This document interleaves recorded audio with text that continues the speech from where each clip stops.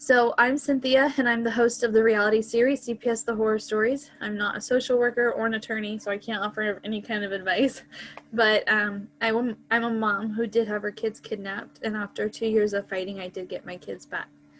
And now I do this to allow people a voice who've lost their kids at one point, whether they got them back or not, to be able to just share their story. So, do you go by Kim or Kimberly? Kim's fine. Okay. Can you introduce yourself? Tell us where you're from and what you do. I'm Kimberly Harrington. I'm from Mississippi, and I'm just a stay-at-home mom. Not just, that's a big order. Well, I used to be a stay-at-home mom before they were taken away, so I'm just a stay-at-home wife now. How many kids do you have? Five, 5. five of them. What are their ages? The oldest is 12. I had to think about it for a moment because they've been gone for a year now. The oldest is 12. The second child is 7. The third one is 6, and the two youngest ones, well, one's 3 and one's 2, which one of them, the last one will be turning 3 in November. I've been dealing with this for 3 years. So it'll be 3 years in November. And your husband was involved as Yes. part. Hmm. He's at work now, but yeah. So what happened? Were you in the foster system as a child? No. And he wasn't either? Mm-mm. So how did they get involved in your life? Well, it's actually my mom is what started it. My own mother did. Have you seen Yeah. my story? Yeah. Okay, my mother. The thing is, my mom didn't raise me. I developed more of a, as I got older and I got married and I had children. My mom, when I was a child, she was very abusive. And so my grandparents raised me, my dad's mom and stepdad. And so as an adult, there's still this need to want to have a connection with your mother. It's just something that you want. Yep. And so she had changed. I have a sister that's 13. I'm 31. So when she had her, she was a different, she was not the kind of mother that she was to me and my brothers. And so I let her back in my life in my early 20s, and as I had my children, she got involved in their life, and she was a really good grandma, and my stepdad was a good to them. They still are. But I just think she wanted to make up for what she done to me, because that's why she did it, I think. Does she have your kids? Yeah, she ultimately got them in the end, yeah. Behind my back. They had a court proceeding without me and my husband. And within 2 hours, they were gone to Texas. My husband didn't even get to tell them bye. The police sat in our driveway and wouldn't let us leave our driveway. I video recorded it.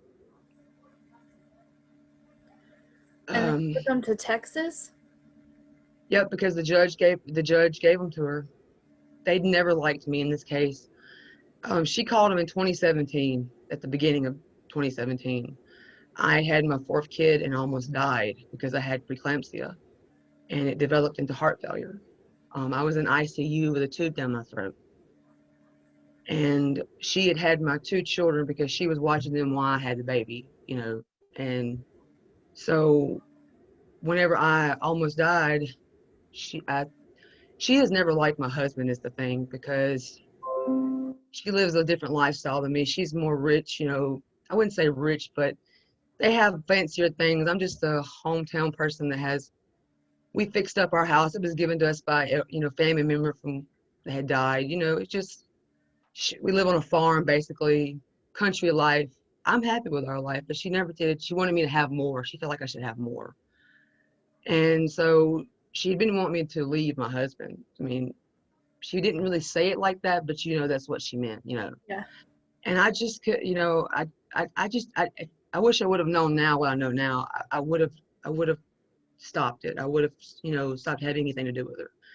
But she called them after I left the hospital about 2 weeks later and told them the most craziest story, that we didn't have any running water, that we didn't have heat, no groceries, that I was on crack, I was on cocaine. Mind you, now, at the time, I was about 290 pounds. I've lost weight now, but that time I was 290 something pounds. There's no way that I did any drugs. Have you I was ever been on breastfeeding. drugs? No. Okay, me either. I was accused of that too. Oh, it just, and I have struggled to try to prove myself, because I'm the kind of person that, I want to prove to you that I'm not this person that she's made me to be, because my mother has a way of being so convincing. But I the know. social, It's she the just has this, narcissist. that's what I've chalked it up to. I have downloaded narcissist things about that, and I'm still an adult child suffering from a narcissist parent. Yeah. My mom is a control freak, and she controls my brothers. I have 5 brothers. She controls my brothers to a level I've never seen. Um, and she tried to control me, and she's never been able to, and that's the reason. She's never been able to control me. I've always been independent. I moved out. I got married at 17. I'm still married to him. I was always very independent. She called them and told them all this crazy story, and that when she was down in my house, she delivered all kind of baby things when I first had that 4th child. And while she was there, though, she stole my kids' birth certificates. She stole their insurance cards. She stole their clothes, because she was planning The whole thing. whole, you know what I mean?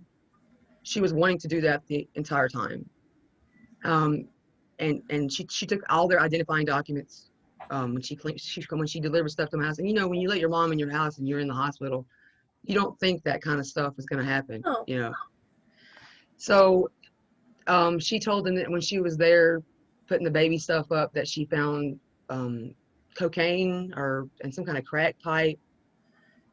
Oh, I mean, she found these little baggies, and the baggies, what she found were actually, I make jewelry. At the time, I made jewelry for my son's teachers and stuff. And so that's what the bags were. They were in I have this container that has all this jewelry making stuff in it. She knew this. I made her jewelry for Christmas. And so she used all that, every bit of it. And the social worker called, about 2 weeks later after I came home.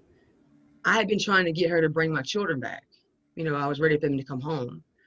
I had just died, and I thought, well, I'd almost just died, and I really wanted to see them, and she did not want to bring them.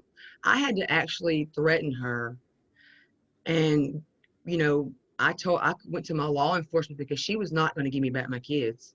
My brother had to intervene and get them and trick her and meet me halfway between Texas and Mississippi to get my kids. So she's attempted this for a while now. my mom used to do And stuff like that. and I keep forgiving her. I kept forgiving her. Yeah. I kept Because there's still a part of me that there's that little girl that, Just wants approval. and I would love to I want my mother in my life, because my grandma is getting older, and that's my mom, but there's just something about, I want her in my life, because she's younger than my grandma. Because if I can't explain it, and talking about it gets me really emotional, because I know I will never have that. I know I will never have it, and it hurts me. It hurts me. But she told them all these things. We didn't have food. We didn't have running water. We didn't have heat. It was January. It was cold here. When the caseworker came, none of that was true. She seen right away. And she checked the water. She went through the house. She interviewed my children. My mom had also told the social services that my 8-year-old son, at the time he was 8, that he had touched my 2 other girls. He was touching them, sexually touching them. She said these things, and I have proof, because they actually gave me the investigation stuff. And my girls, of course, when they interviewed them, they said nothing like that. They didn't say, because they asked them, is your brother touching you inappropriately and all this stuff, and they told him no, no, because he hadn't been. And I thought, and I even told the social worker the story of how my mom had been, what we had did to try to get them back, because she tried to keep them. And I thought it was over. About 2 weeks later, she called us, And she said we needed to take a drug test because my mom had also accused, I didn't know this at the time, but she had accused us of taking prescription drugs, and we was buying them off my grandmother, who takes, elderly people take a lot of stuff. And I mean, it just kept being one story after the other, and she wanted us to take a drug test, and something inside me just said no, because I just didn't, I thought it was taken care of. And I told her no. And I didn't hear again from her until August. That was in March, and I didn't hear again from her until August. At the time, I didn't know this, but I know this now. That case was closed, even though she was still coming to my house, the social worker. That case was closed as not substantiated. And here's the weird thing: it was not substantiated for the 4 of the children, but it was substantiated for one of the children, the newest one, the one I had just had. And when she came back, I had just found out that I was about 5 months, I was about 19 weeks pregnant. And I was having to make a difficult choice because they had just told me, I've had heart failure. When you have cardiomyopathy in your pregnancy one time, you'll have it again every time after that. So they were telling me that I was going to die and that I needed to terminate the pregnancy. Insurance doesn't cover that. And so they said, if you don't terminate, you're going to die. So I didn't go back to the OBGYN. I just took the medications and I winged it because I wasn't going to terminate the pregnancy. My heart doctor actually terminated me from his facility because he didn't want to be, I guess, a liability maybe, because he said if I didn't terminate, I would die and he wasn't going to be responsible for it. And I was taking a lot of heart medications at the time that would cause you to have bad birth defects of a child. I just didn't feel like I could do it. There's something, I didn't started feeling this child move. Regardless of the situation, I just couldn't do it. As a mother, I just couldn't. And I just winged it. And I'm here. I didn't die. And that's where it started. That when I went to go, after you've had so many kids, you kind of just know what to, and so I didn't go to the doctor, and I just went when I got a little further along. And when I got, and that's when it started. I was 35 weeks pregnant, and when they find out that you don't do prenatal care, that's like an automatic they automatically assume the worst. Then I didn't get my last child vaccinated. That's another thing. This state is big on vaccinations, like they don't believe in being liberal, or believing certain things. I have a degree in microbiology and I studied biology in college. I just didn't want to give my child immunizations anymore. I didn't think they were safe. And they use that against you. Apparently the doctor had already been called and made a complaint about that. So that was on file, I guess. So when I got to the hospital, apparently I tested positive for methamphetamines and amethamphetamines. And I've never done any methamphetamines. I mean, I've taken pseudoephedrine before, but that's a prescription that you have to get prescribed here. And that's when the next caseworker came, and she made this story. This is her words to me when she was interviewing me. I just had the baby, and it was a day later. Well, that day before she came, the social worker at the hospital, she come in and to tell me that they were calling social services or whatever. And when she first came in, she had this little yellow sticky note in her hand, and she looked at it and she was like, I'm having to call social services because you tested positive for LSD and crack. And I was like, well, what the doctor just told me something else. You're telling me. And then it's like I'm sorry, I meant this. How do you get that mixed up? That was my first, and I was on a pain pump, and I realized that then.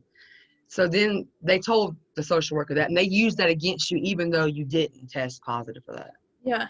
I want people to be aware of that. Like, it does not matter if you got paperwork saying you got a prescription for it, they use it against you. Because they used my medication against me that I had when I had a C-section. And they numb you and they put in hydrocodone or Dilaudid or something. They actually use that against you. So she basically, I told her what happened, and she's like, well, you know, it's not going to look good for the judge for you just to absolutely deny it.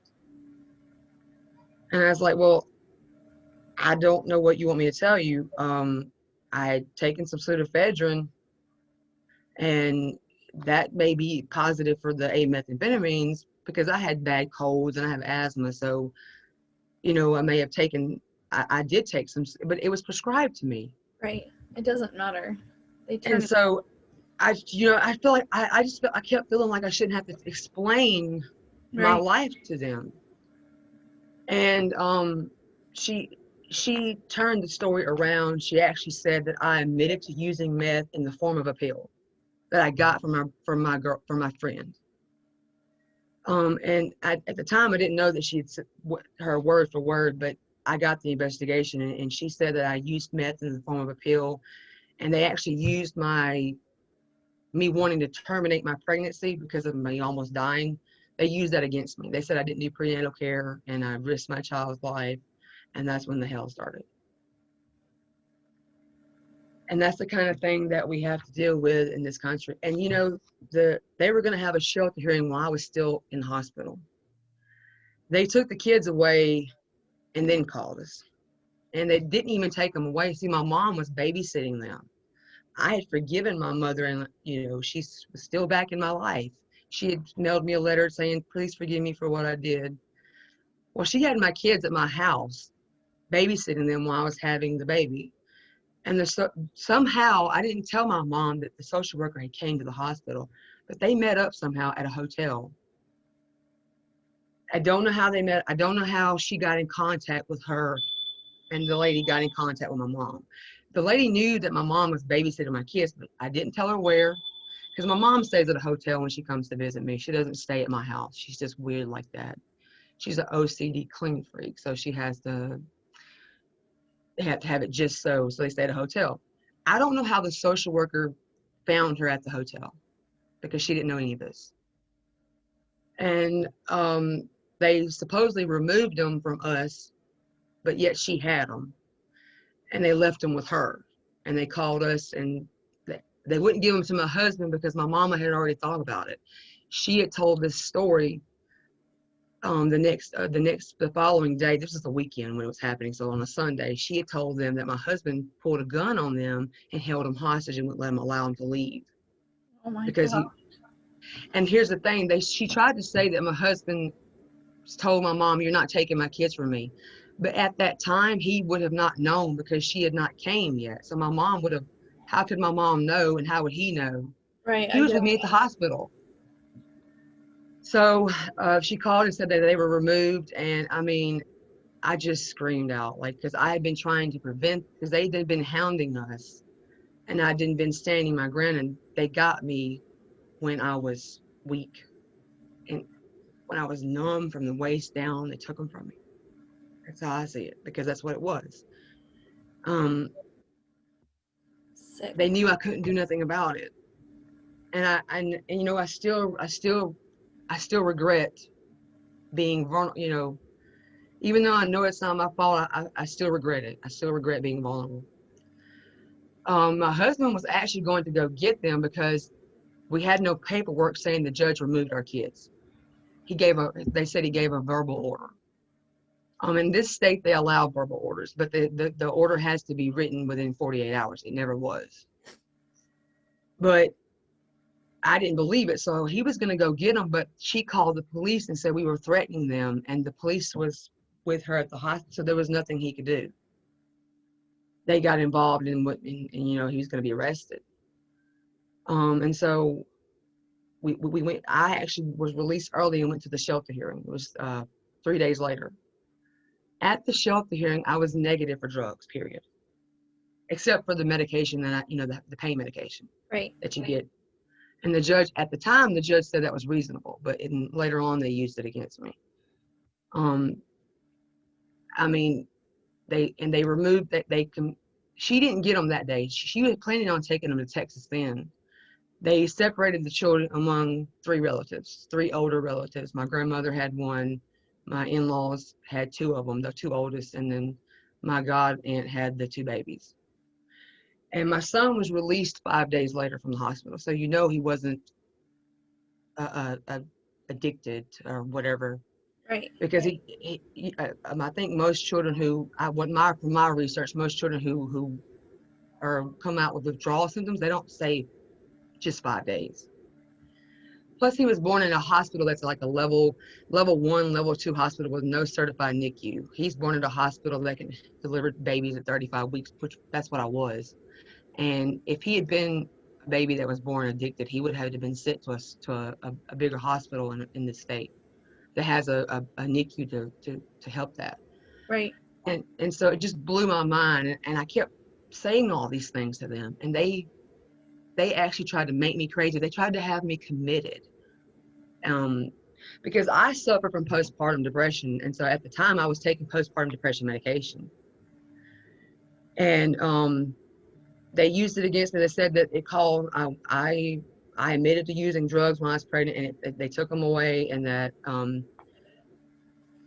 even though I tested negative at the shelter hearing, and then they tested my husband, and they said it was positive for he's positive for meth now, because I guess since I couldn't be. We went that same day and had another test at another facility, and it was negative. So I know that what they had was not true. Yep. And now I even know it even more because I found out that they have evidence on me for having positive for medication that I'm highly allergic to. I'm allergic oxycodone. They have that on record. So I know that test is false because I would never take oxycodone because I'm highly allergic. It causes me to break out in hives. So, but I didn't know that then. I just know it's like hindsight, you learn. Yep. When they took him, when they separated him, I had to get supervised visits. They banned him from seeing the children for 6 weeks. They said he was a danger to the children because he held a gun and held them all hostage. How does a man hold his kids hostage at his own house? Right. And I think most people would say, I don't think a man's going to hold his mother-in-law hostage at his house if you just tell her to leave. But they didn't care. In fact, they wanted us to do, neither one of us drank, but at that hearing, they made us, we had to do alcohol and drug treatment, go into an inpatient treatment. This is like the very first hearing that they ruled all this. We were going to have to do anger management, parenting classes. We were going to have to go to alcohol and drug treatment. We were going to have to, what else did they, it was just a list of things, random drug testing. We couldn't see the kids, but so many times, you know how that goes. But family was not going to do stuff like that. Here's the thing. I actually stayed with my grandmother who had one of the children, up until for about 3 months, because I stayed with her while I recovered from my C-section. So I was actually around, she was 4 at the time. I was actually around her the entire time. Me and my husband lived with my grandmother and so you would think if that was such a big deal, I wouldn't have been able to stay with one of them. That's crazy. Yeah. And I see my grandma didn't buy into any of that crap. So she let me, have, I used to keep my 4-year-old while she went to the doctor and stuff. And the caseworker approved it. Because my grandma would always call. So I knew it was all bull crap. And they hired a guardian ad litem. Were your visits supervised with the other kids? By their family members, yeah. I couldn't have any unsupervised visits. And when you have older people in your life, they're kind of going to go by the rules. My grandma usually is much of a rule follower, but she didn't believe this crap, so she didn't buy into it. But they knew who they could pick and use against you. They know who will do what. The other family members were more apt to not letting me do certain things, and that they would, withhold my visits. And my other family members believed them at first. At first, they believed them. My husband's parents still believe him. And actually, my husband doesn't have any contact with his parents because of it. My mom used his parents against him. That to me, that's like a sickening, if that makes sense. Like, she doesn't like him so much that she got his parents on her. He's the only child. So, that's another thing, because they're the actual, they're the paternal grandparents. They could have gotten them and helped us get them back, but they believed her. She had them convinced that if she didn't get them, they were going to go in the foster system and they'd never see them again. And she had them, and they still convinced of that. They think we shouldn't get them back because that's what's going to happen. But they just don't understand the reality of it. And anyways, they didn't have an adjudication hearing until the next year, 2018. And at that time, we had worked it out with the caseworkers where instead of having to do inpatient treatment, the reason why is because the inpatient treatment doctor would not accept us in the program, not even outpatient. He said that he couldn't accept us in his program because we were testing negative for drugs, and he didn't care what any social worker said. He wasn't going to risk his license giving us treatment that we didn't need. Right. He said it's obvious that he said, I don't know if you did drugs. I'm not saying you did or didn't, but it's obvious that you don't have a problem because you're negative. We were negative for drugs when we went to him. And so he's like, I can't put you here and you're not testing positive. And so they made us go to Alcohol Anonymous and Narcotic Anonymous meetings. We still had to do it even though this doctor said this. The doctor that they wanted us to go to. And they still use that. Is that not crazy? Is that not the craziest thing you've ever heard? You know what, though? Because of what I've gone through, it's believable with CPS, the stuff they're allowed to make you do. And the thing is, by the time the adjudication hearing came around, I had already finished their parenting classes. I did them online. And they couldn't refuse it because it's accepted in 49 states. Mine was one of them. And I already knew that it was because I didn't call the main office and found out to make sure. So, and they actually at first tried to say I couldn't do parenting and I couldn't do anger management online. The thing is, I called their supervisor and they told me I could. So that was taken off. It's like whatever checked off their list, they found something else to try to stick it, make it. They used everything they could to make it stick, and that's what they do. You cannot tell them anything about your life because they will use whatever they can. And here's the thing, the lady who gave us the mental health evaluation, I found out that she was not even licensed to do so. She is not licensed to give any mental health. She said I was manic and needed to be admitted somewhere. She's not even licensed in this state to do such. And they were actually trying to have me committed based upon that evaluation. But once they figured out that I wasn't going to do any of that, when we went to all the meetings and then we had people there taking up for us, we had the man from one of the meetings come and be a witness to say, these people don't need to they don't take narcotics. They don't drink alcohol. That's the whole idea is to tell your story. We don't have a story to tell. But we were going, and he felt like it was silly. He said, this is ridiculous that you have to come do this just because to check it off some list. Because he was having to sign our paper that we came, Right. And although I sympathize with people who were telling this story, I just couldn't share one because I didn't have one. You can't share a story about doing drugs and coming off of it if you never did it. Right. And it didn't matter. We still had to continue to go. And it disgusted him. It really disgusted him that we were having to come. We actually started being more like volunteers and helping out with the, because we couldn't be a part, you know what I mean? Right.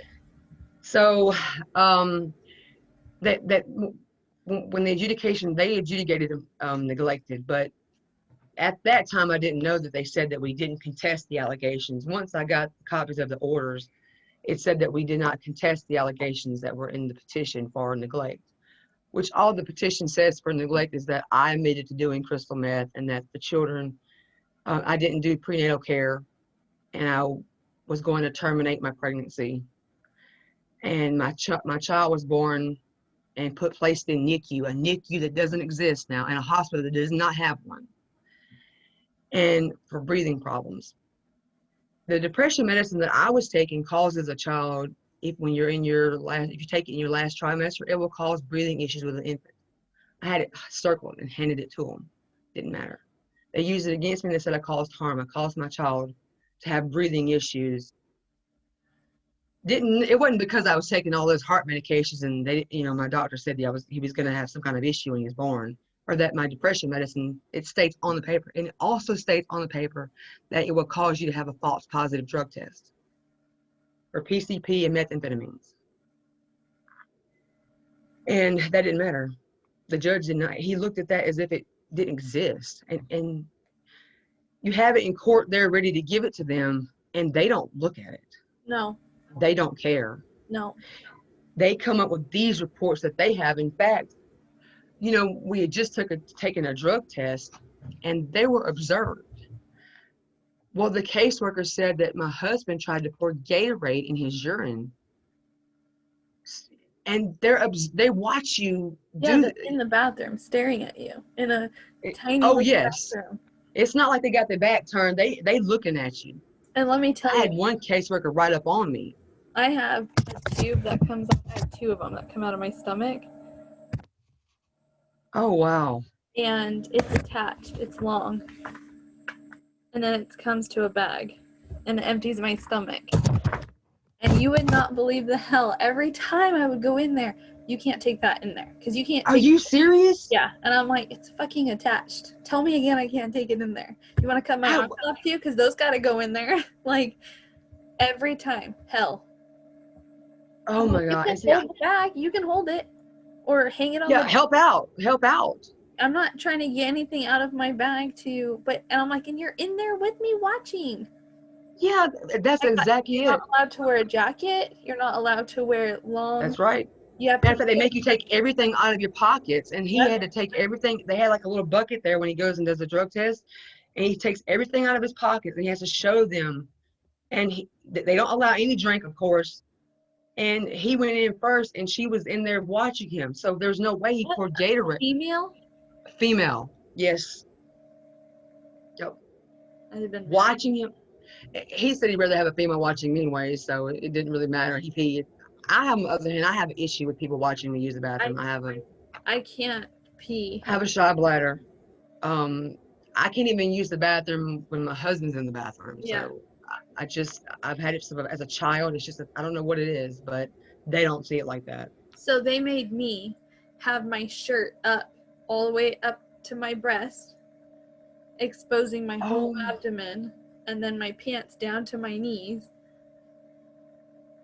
Sit down, go pee, here's your cup. And then there'd be some girls would be in there and tapping, tap, tap, tap, tap, tap. And I'm like, I can't focus. It's hard to be with you standing this close to me. I can't. Well, you have 30 seconds. Or it's going to be positive. Or it's inconclusive. And I'm like, I'm trying. They actually told me they never gave me. They said if you don't hurry up and pee, it's going to be considered positive. Did you ever not be able to pee? There was because I take medication I take Lasix. I have an issue with using the bathroom because of that heart thing. So, when they call you to do that, I have to take a pill to use the bathroom to make me go to the bathroom. And so I have to wait, and they're trying to fill me up with water. I'm like, that's not going to work. It doesn't work like that. My body doesn't get rid of fluid. The more you put in me, it's just going to retain it. I have to take medication. And they was like, you can't take medication to use the bathroom. I'm like, that's what it's for. I have a heart. That's what it's for. To go pee. I understand that problem because, see, one thing with me, they try to do that with water too. One thing with me, I can drink as much water as I want. It comes out my tube into my bag. Exactly. I have to use my other tube, my little one. So they could just get a specimen. And take my blood. Yeah, exactly. I try to get them to do so many blood. I even have a port, easy access, right there. I even tried to get them. See, I had to have a PICC line, and so that's basically what that is, huh? No, I've had 7 PICC lines. A port is under the skin. It's a device. Okay. I don't know if you can see. I see it now. Yeah. Well, at the time, I had a PICC line, and I was like, you take my blood. Do a blood test. I tried to get the hospital to do another test. They wouldn't do it. The hospital would do it. At that time, I didn't know what the hospital was doing, but I do now. They're actually becoming informants for the police. There's been several women arrested making them stand up after they just gave birth and arresting them and charging them with child abuse and poisoning a child for doing drugs. This hospital is doing this in this county. It's a small town.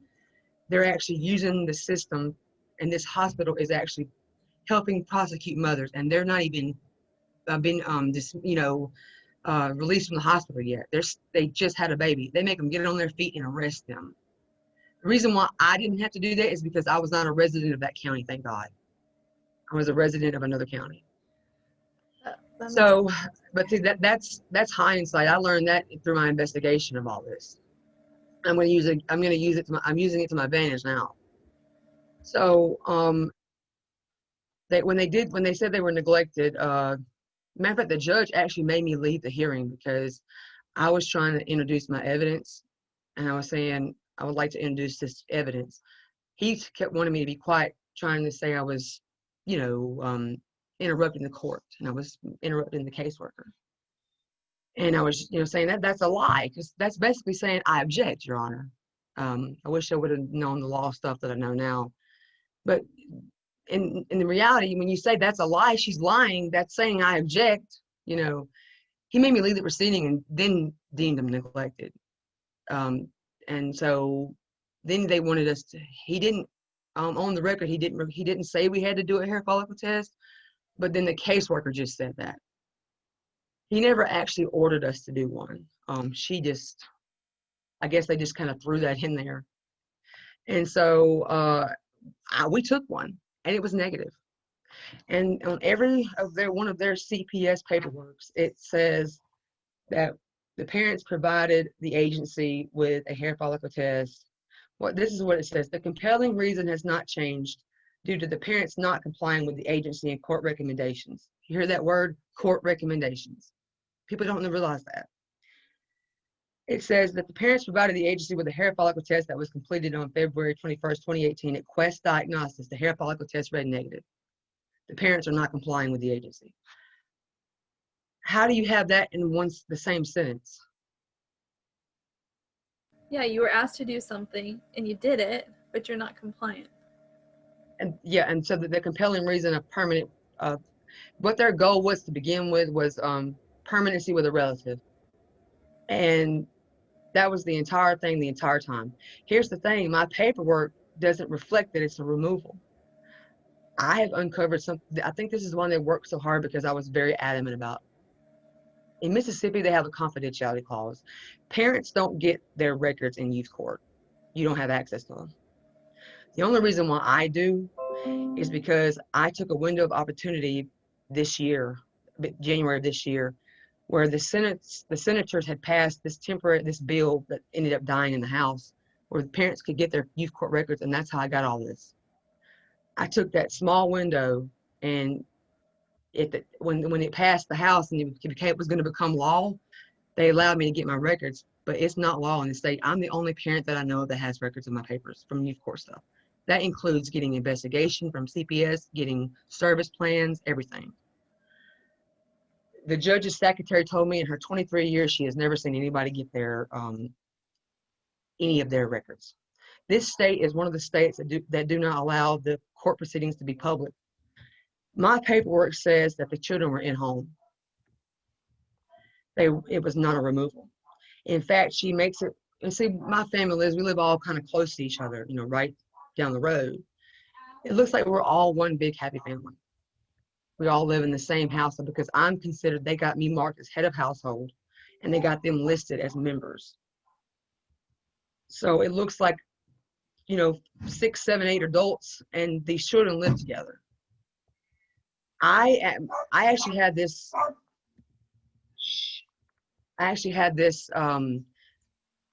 reporter helping me, but I was scared. When all this stuff was going on, I was scared for her, so I stopped. But we always try to keep it secret. She actually had somebody a retired CPS lady look at my paperwork, and she's like, your paperwork shouldn't say that. If it's a removal, it's supposed to reflect removal. It looked like an in-home case. On their end, it looks like an in-home case. On the court's end, it looks like a removal. They were benefiting from the system on both sides because they get funding to keep families intact, and they get funding to remove kids. They they use that because they don't have a cross check of their system. They're using that to keep the funds both ways. Because nobody's checking the crossings. So they're getting funding to keep kids at home. I'm not the only person they've done this to. I've interviewed, I don't know how many families that's been involved in this since I've been doing this. They're same thing. They're basically profiting for the system because they get money to keep families intact. So this end of it looks like they're keeping families intact, and then the court end they get the money. They're siphoning money from their own federal government. That's why they do it. That's what I've come down to, at least, because I'm not the only person where the paperwork doesn't reflect that it's a removal. Then they place the children out, and then my mom fought.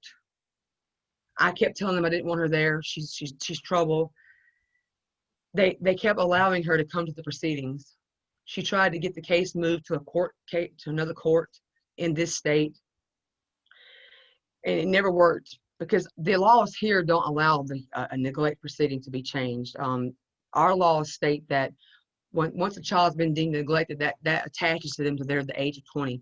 See, I have to get this off even if I get them back. That's why that's why these orders have to be vacated, because at any point until they're the age of 20, if something happens, they're going to be back in their life because they're going to have jurisdiction over them. I can't just get them back and they say, hey, it didn't happen. The orders have to be completely vacated, because if they're not, they're going to have, it doesn't, you know what I mean? Like if my kid gets in trouble at school from missing too many days, maybe, they're back in your life. It has to be wiped clean, because if it's not, they're going to have jurisdiction in them till they're 20. And now I'm not dealing with just the stuff here. I'm dealing with Texas, because they transferred a neglect proceeding to Texas. They're trying to have a new trial on the same thing that's already been tried. And I just think it's silly to have another trial for something that's already been decided by another state. But that's a whole new thing. But she ultimately got them in the end. And I filed all kind of paperwork. I learned the law. I learned the laws of this state. I made it became my life, because when they take your kids away and that's all you did, it takes your identity away. It takes a part of you away. And I can recall screaming at night for my kids. I can recall waking up with the realization that they're gone. Even though they were right by me, I still know, and I'm crying now about it because I still know what it feels like I can still go back to that feeling, and I'm starting to feel like I'm getting anxiety from just thinking about that time. And you can imagine when you have depression, it's hard to work through all that and be sane. Because at every road they fault you, because I think what it boils down to is that when they get this image of you, when you're marked with this scarlet letter, that's it. It doesn't matter how much you prove. You could take as many drug tests as they would want, and it would never work. It would never help. And we hired an attorney. The attorney was actually going to use the things that I did. I filed a motion to dismiss. The attorney that we hired, because my mom tried to get them back in July of 2018. She tried to take them then, and we hired an attorney because we wanted to prevent that. And they were going to go off what I filed, a motion to dismiss, to defend us. They didn't do any of that. I found out that the judge and my attorney knew each other a long time. And they wanted us to just continue working on the service plan, continue having supervised visits. And they kept saying that we wasn't complying with the service plan. But the thing is, I didn't finish what they wanted. And it didn't matter. It didn't matter, none of that. It didn't matter. They said they used it against me. They said I didn't comply. I didn't sign a service plan. I signed 3 of them. And she ultimately got them. They had a hearing. Well, the reason why, though, is because in between this, my caseworker died. She had a heart attack and she died. Here's the thing. I finally had got her on my side. She actually realized that my mom had been lying. And my mom really had, because, when my mom would come down, she was still talking to the CPS workers like she knew my life, like she knew me, and during this time, I was not having no conversation with my mother, none. This is the first year that I've actually started talking to my mom again. It's only because I wanted to speak to my children. And I don't know how they felt like she knew my life, but she was telling them I was still on drugs. I mean, this was as it was going on.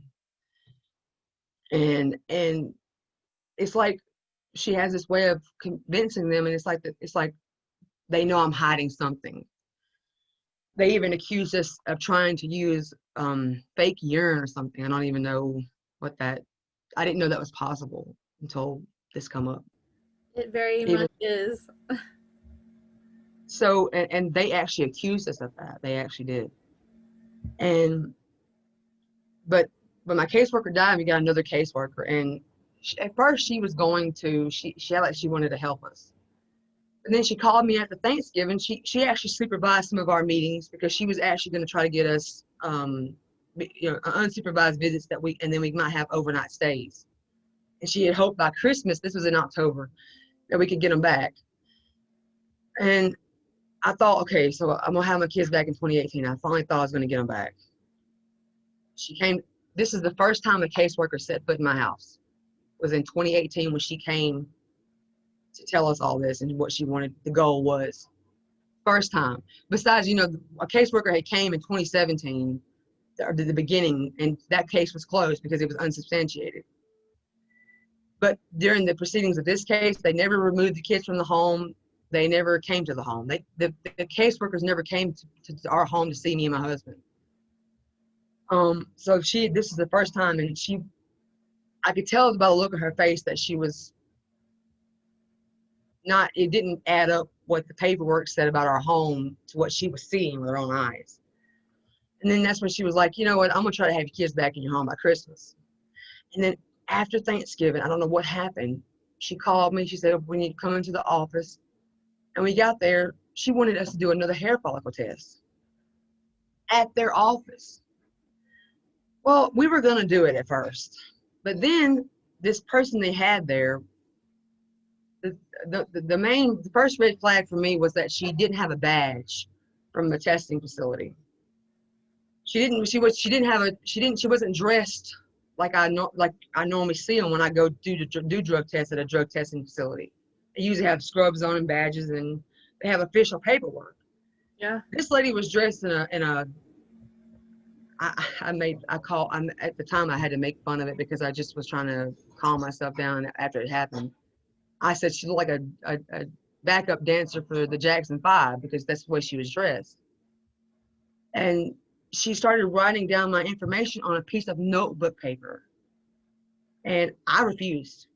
But what really set it off is that when me and her were talking, my husband had to step outside and take a call. I was telling her my medications, and she was writing it down. I thought, man, this don't seem right. She was writing down what medications I took. And I told her I took Lasix. She's like, oh, so you could probably just snort cocaine all weekend and take the Lasix. And I thought, okay. That's when I stopped. I was like, you know what? I want to call my lawyer. My lawyer's office actually encouraged me to take the test there. Yes. I said, no, y'all are nuts. I let them go. I had to. I said, this is not going to happen. I just couldn't. I no. And everybody I've talked to said they would not have taken it either. It didn't seem right. It didn't seem. And we even offered to go to a drug testing facility, and the caseworker got so mad because her boss was there in front of her. She actually took her stuff and slung it off her desk in front of us. And the lady who was going to take her hair follicle test, she was taken aback because the caseworker had just displayed this act of violence because she found out I was recording our conversation, and that really pissed her off. Oh man, and she just slung stuff off her desk, pencils everywhere, notebooks, whatever. I mean, she resigned after I filed my motion to vacate in the youth court because I have evidence against them. But it doesn't matter. She can resign all she wants. She got so angry, and I even offered to go. We offered to go that day to a drug test to a proper facility. I said we will go right now, and she would not. She wouldn't have it. She would not have it. She said no. I control my cases. I control this. If you don't do what I say, you're not going to get your kids back. And she wasn't lying when she said that. Because the next following month, my attorney, they made a motion to withdraw, and they didn't send me notice of when they actually set up the hearing. When in January, when CPS, when my aunt, see, CPS never called to tell me about hearings. They told my family members, and then they told me. My aunt called and said, they're not having court today. The caseworker said they're going to reschedule it and they'll let us know. Well, I think they didn't let they knew what they were doing, because they let them know first, right the day of court. And so the family just assumed that I knew about it. Well, they get up there to a court hearing and I'm not there because the caseworker said she couldn't get a hold of me. They had a proceeding without us, and even though the other family members were saying, begging them to not send them off, my god aunt had my two babies from the time he was born, and he's 16 months old at this time. That was February of 2019. She'd done bonded with him, and they removed him within 2 hours. My mama got him, and I didn't know this at the time, but my mom had met with him and then set up all the stuff. She didn't set up all the paperwork, everything. But then came to me though she came to me that day before the hearing.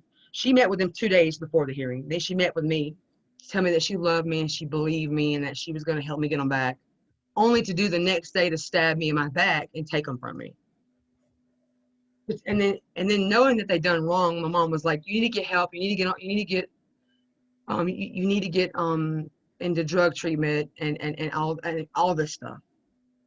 After just meeting with me the day before, saying I believe you, I found out they were lying, because she had actually contacted an attorney that looked at the case, and he told my mom, I don't understand why your daughter doesn't have her children back, because they marked it off, and he said it's an in-home case. It looks like she still has them. And she knew all this, and that's why she met with me, but then she took them.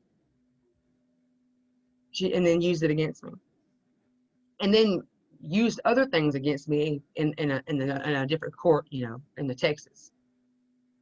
And then at the time they didn't have the record, so they believed everything she said. So I mean, it's like, no matter what you do, whatever she got involved in, it's like, I can't make them believe me. And so when she got them, I have not seen my kids now since 2019, February of 2019. She actually met with my in-laws, and she has let them see my children, and I have not. And I didn't start talking to my mom until probably March of this year. I started FaceTiming her because she was wanting me to talk to my kids. Because see, in January of this year, I filed a motion to vacate in the youth court. I had evidence. I did things like this where I filed these exhibits, and this is the paperwork that they gave me. And, it's proof. I even write on here, I was like, how is it possible for someone to take a drug test and yet not comply? We gave them multiple urine tests, and even some were taken at an inappropriate place, such as CPS office and court. And I said, youth court, which is turned into drug court for parents, and none of this. I said, this is not a proper facility to conduct drug testing. The reason I refused the second hair follicle test is because the caseworker wanted it done in her office and would not let me go to a proper facility. None of that mattered. But the judge fooled me, because when he decided to hear my motion to vacate, and I even orally argued, I had case law, I had practice, I made it my life, and I studied the law, I studied the rules. I mean, I basically taught myself to be a lawyer. And Right. This state is it's the worst state you could ever be in. It's in terms of finding research, because if you're not a lawyer, because everything's done, that they don't allow you to e-file here on the internet. I'm still having to file stuff conventionally, because it's just behind times. This is Mississippi. And if you're not an attorney, you can't e-file. So I have to still file in person. And I struggled with all that, and I still managed to come out on, where Right. I had lawyers tell me your stuff's pretty good. I think it's gonna be okay. I think they're not gonna have any choice but to give you your kids back. That's not what happened. He actually, and he actually said I did not give the courts credible evidence in support of reunification. I didn't even ask for reunification. I asked for him to come. I wasn't asking for that. What he called was not credible evidence, was the evidence that they gave me that I pointed out to him. I even made it a point, because I had learned that if you have a judge to take judicial notice of a paperwork, that notice, he has to look at every document. I even made it known, take judicial notice of the pleadings and all the pleadings, filings, everything. Nothing. Said it was not credible. I mean, he said we didn't comply with the service plan. And the thing is, I gave him a copy of it that I signed, and it had a safety plan. And then I even filed their own policy. CPS has a policy. Their policy has a policy for the investigations, a policy for removals, a policy for in-home cases. I even filed that and pointed it out. Displayed it on display at the court at my oral argument. It was not credible. It's their own stuff. He actually don't realize that he's actually saying the stuff that they got is not credible. Well, okay, so now I prove my point. And that's what I'm doing when I file my writ of mandamus. And the Supreme Court is not going to look at it like he did. So I don't know how they got to this point, but now I'm at a case. He used all that against me. His order was actually 11 pages worth of an opinion, 11 pages of a denial. And in those 11 pages, he goes through everything that I had said, trying to discredit it and using it against us. And then they hand you the paperwork here. I think it's because everything is confidential, and they hand you the paperwork here because I think the reason they did it to me is because nobody's going to believe me, because nobody ever has paperwork. And so these are confidential. They can do whatever they want because it's behind closed doors. Nobody's seeing it. And so, and normally you will not believe how many moms I've seen. And it just broke my heart that say, how did you get paperwork? Where did you get that at? I was like, that's when I realized that, wait a minute, when I first met that first girl, what do you mean you don't have paperwork? You would be surprised at how many of them are in there and have never. Here, you don't get copies of your papers. You don't there either. No, I have one mom. She was like, Cynthia, they make me sign stuff and then they tell me they can't give me a copy, and I'm like, exactly. That's illegal. Exactly, because see, and what people don't realize is that even though they're CPS and all, it's basically a contract, and you can mark things out just like you could in any other contract that you don't agree with, and they can be held liable in a court for it, but just not in youth court. And so here it's youth court. It's not, so anybody under the age of 18 is considered youth, and the youth court here retains jurisdiction over a case, like I said, to the age of 20, but it's supposed to stay here. What he done, he tried to play his cards. The last few pages of the order, that's where he said that this was a UCCJEA matter, because my mom had filed a case in Texas for child support. Now, the children were placed with her as an out-of-state placement, and yet she was trying to get child support. That's why she filed a case in Texas. And the case in Texas, the people in Texas would not listen to me. I'm still going through a proceeding in Texas now because he transferred his jurisdiction, which he doesn't have authority to do. And he said that it was an inconvenient forum, that Mississippi was no longer the convenient place to hold the proceedings at anymore. The statute here says that a youth court is not allowed to deny jurisdiction over a case because they're supposed to retain it to children reach the age of 20. Because my mama was actually in the cases, she's actually claiming the same thing, that I was neglectful, her attorney is. And don't think that when you fight an attorney that they're going to play by the rules. They take advantage of an unrepresented person. Yeah. Doesn't matter if you tell them you're going to law school, doesn't matter if you quote the law to them, you can point it out, you can have paperwork, they don't care. They take advantage of you. And she knew I had a proceeding here, and she actually scheduled for a proceeding at the same time to try to, that's the tactic that she used. She made an emergency hearing at the same time I'm having a court proceeding here. Because in 2019, we had hired another attorney who did us wrong. He had filed a complaint against him in a different court. It's in youth court here, it's like a division of a chancery court. And so he had filed, and it's not the right court. You can't, but now that judge is over. This is a referee in my case, but a senior judge is over a referee. But the referee is somebody who's just not a judge. They don't have they just have like a 6-hour training that they go do you know what I mean? They're not elected in their position. They're appointed by a senior judge. Right. So that's why my attorney said he filed it there, but I ended up withdrawing because he wanted me to pay more money. We didn't spend $6,000. We've been spent now over $13,000. All of our savings is gone. Our life savings is gone. And we still don't have our children. I spent $12,000 and more on lawyers to just be left with nothing. And me and my husband have been married for 14, 15 years. And we don't have them. And we spent all that money, everything that we saved over the course of our life is gone. We're starting over from scratch. And it's affected him because he's become a workaholic. The longer my children are gone, the longer he doesn't want to be at home. And it's devastating to watch your life fall apart for something that you know is not true. And and the thing is, my own mother did it, my own mama, and I've forgiven her because I've been talking with her, you know, and she keeps telling me, I want you to get your kids back, but yet she's not making any way for me to do that because she's actually wanted me to sign the order saying that she gets supervised visits. Because once she already has that, but she's asking the Texas court for the same thing. They're just wanting to make an order in Texas because they want to be able to. I really don't know why this is going on in Texas because It's the same thing. It's the same case. It's the same kids.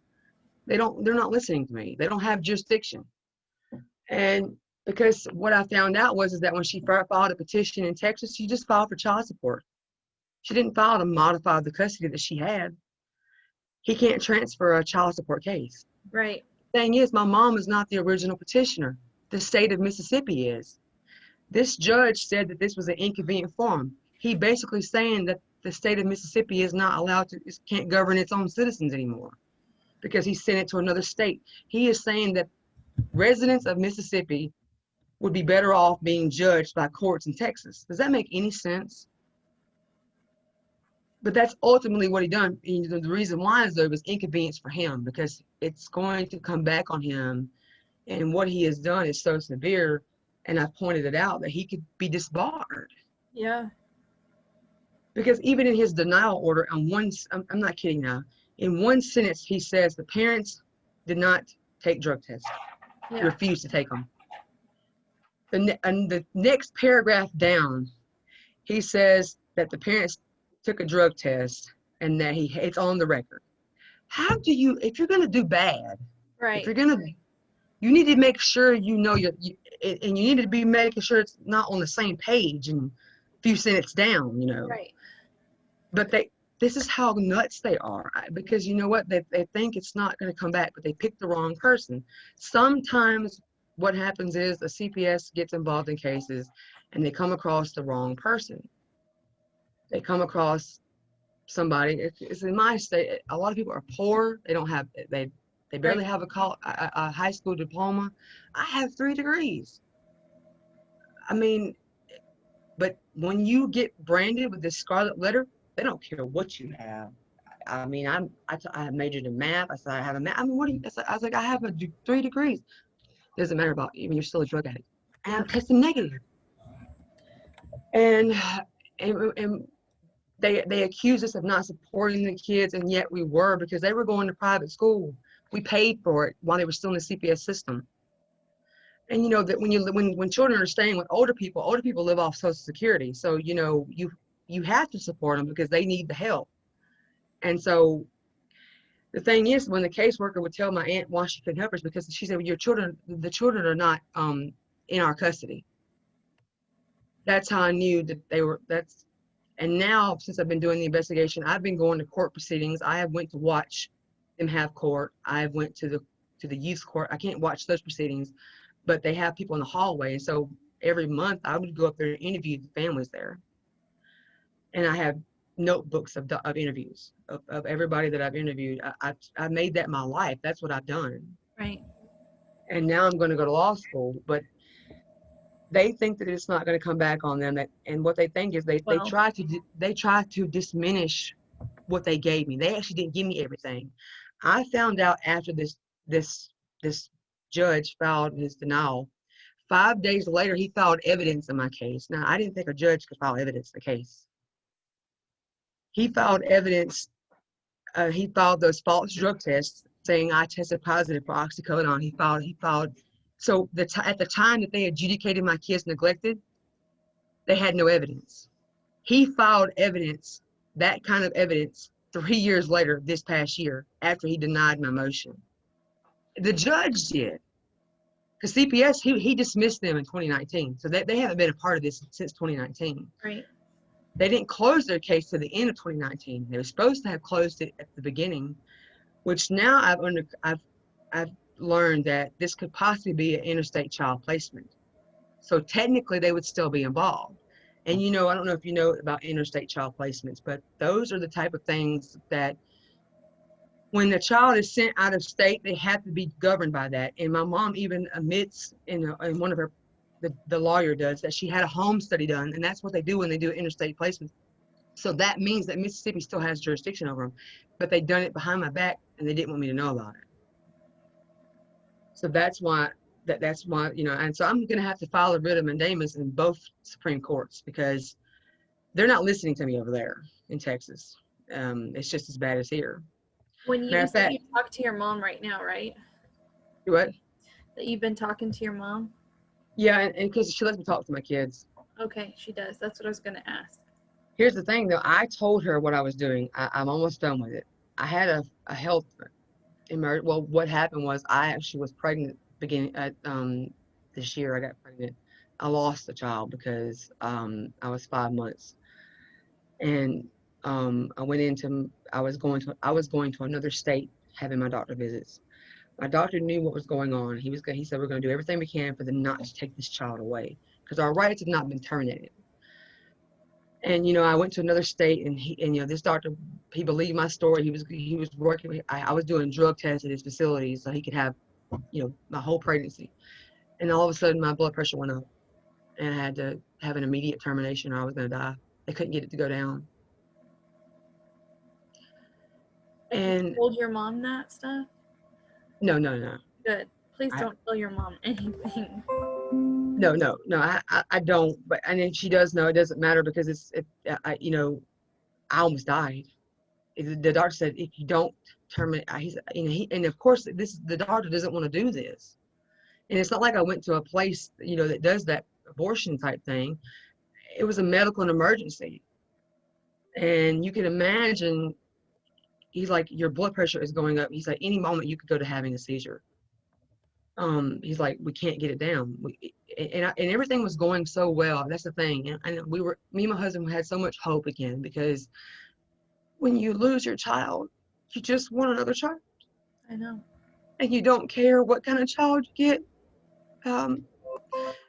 Doesn't matter what color they are, where they're from. You just want a child so bad because, and then this child was like going to be our miracle. You know what I mean? It was like a chance for us to start over again, and it was just taken away. While I'm going through all this, and so I had to heal from that. And I was trying to take the LSAT. I was trying to get into law school because that's what I'm doing. And everything has went against me, and it just goes to show me that because I never wanted to be a lawyer, but I want to help families. I want to get involved, and I want to do it in my state because it's not fair. I've seen moms cry. I've seen them hurting. Yep. Not everybody, even I don't care if people are on drugs. I don't care because it's not fair. Not everybody who's on drugs abuses their children. I don't condone abuse. I don't condone doing drugs, but not everybody is a bad person. They make mistakes. Right. Social services is a community service. They're supposed to help you. And these people do not do that. No. And they take your stuff and they twist it and they make lies up and they get away with it. And it's like God put me in this position because he wants me to do this, because he knows I can have a voice for people, because not everybody is as strong as I am, because mothers kill themselves. Yes. Fathers kill themselves. It is not, I don't want to see another family ever. Right. And I've made it, I'm telling you, I've made it my mission and I'm going after them. I've made it my life, because you shouldn't have took my kids away and I would have left you alone. Right. And but they think they have it in the bag, and the thing is that they didn't follow the rules. It's like every step of the way God allowed them to mess up, where they thought they were going to get away with it. God allowed them to mess up, and I am been one step ahead of them all the time, and I've had no way to do it. And the only way I can come up with it, I got through it like that, is because it's God. Right. Because he you know, after praying, I got this feeling like, you got to do this. And I did. I'm not a public speaker. I wouldn't have never in a million years had an interview with you, because I'm just, even though I'm a outgoing person, I just don't do public speaking. I never have. But this is what God wants me to do, and I'm going to. They've made a monster. They created a monster. I've made this my addiction. You would not believe how I have these papers that surround me, and every day I live with. I'm still in 2017. I'm still there. I'm still in 2017. Right. And I can't get past it. I can't let it go. There's something inside of me that, because she took what's mine. Right. She took my children, and instead of giving them back, she has the power to give them back, or either request, and she won't do it. And it's killing me. It's killing me, and it's killing my husband. And most people get. I know people who's ended up getting a divorce because it ruined their life. Yes. And the women that I've talked to, and they break down. They say, I had a good life. I had this, I had that. And the thing is, some of them never were on drugs, and then they get involved in drugs because they have no way out. Not everybody can make it through like me and my husband did, and try to, get through it. And Yeah. I'm not even on any more depression medicine. In fact, I'm not taking any more heart medication. I've healed. It just worked out that way. And I don't understand how these people can do this to families and get away with it, and to see them hurting, and they don't care. They don't care. And the thing is, it doesn't matter if you're black, white, but I did notice this, that in my community, in my county, all the caseworkers are black, and everybody in the judge and everybody's white, but the people that's waiting for court the majority of those is white. I went to another county, the next county over. The majority of those caseworkers are white. The majority of the people in the hallway are black. It's like they do that, and I have noticed that trend. Yeah. That's and I think that is so odd to me. I've noticed this trend where whoever's controlling CPS, whether they target that the opposite. It's like a race, and they use it, and the judge is controlling all of it. Yeah. I think CPS controls the judge, to be honest. But yes, and now some cases I have seen that's not the case, because they have if it's not a referee and it's actual judge, because they're elected, and I mean, you can impeach a judge in court right then and there. Yeah. You can get enough people to believe you behind you, because judges are elected, but when it's a referee and you're behind closed doors, there is nobody. The people the staff that's in there, they're not going to help you. Yep. And they're not going to say anything about it. And that the reason why they didn't like me is because I was actually smart enough to fight them, and I actually took their law and I used it against them, and they hated me for it. Yeah. I'm known around here with the law community, but it's not in a good way. I'm But then again, I don't have any, the police doesn't bother me. My husband my husband has low blood sugar. They used to bother him all the time because he's passed out before in the drive-through because of his low sugar. Sugar was 45. Took him to jail. Had to take him to the ER when I got him 9 hours later because they had not given him anything. He was asleep. He was actually almost going to go into a diabetic coma. Doctor said if you brought him in any later, he would have probably went into one because his sugar was so low. My dad's diabetic. I do. And they stopped I do. after this though. They stopped bothering the law. The law in it stopped all that. Yeah. I He do goes to roadblocks, to no cut. problem. They say have a good day. They know who he is. I have another appointment they're being nagging. Yeah, my grandmother is Okay. waving at me. So it was so good to talk to you. I'd love to do an update when you get through more of this. I want to know what happens. Okay, definitely. I'm gonna file my stuff this next week. So once I get back, once that starts moving along, I'm doing an emergency writ. So I mean, I'll let you know. All right. Sounds good. All right. Nice to meet you. Thank you again. Of course. Have a good day.